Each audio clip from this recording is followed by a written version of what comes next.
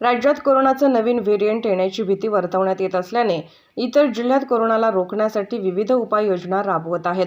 मात्र बुलढाण्यात कोरोना रुग्णांसाठी राखीव ठेवण्यात आलेल्या 100 बेडच्या रुग्णालयात पूर्णपणे धक्कादायक परिस्थिती पाहायला मिळत आहे.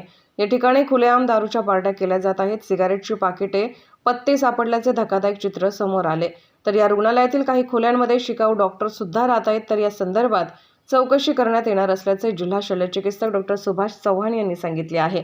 त्यामुळे या ठिकाणी पार्ट्या करणाऱ्या लोकांवर रुग्णालय प्रशासन काय कारवाई करणार याकडे सर्वांचे लक्ष आहे. तर जिल्हा शहरी रुग्णालयात एक दारू पार्टी झाल्याचं धक्कादायक प्रकार उघडकीस आला आहे. काय सांगणार? त्या संदर्भामध्ये डॉक्टर पाटील आम्ही त्या रुग्णालयाचे प्रभारी वैद्यकीय अधीक्षकाची नेमणूक केलेली आहे. त्यांना मी आदेशित करून सर्व त्या प्रकाराची चौकशी करून अहवाल सादर करण्यास सांगितलेला आहे.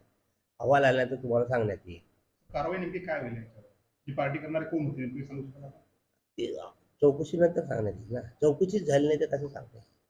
चौकशीनंतर सगळं सांगता येईल. ओके.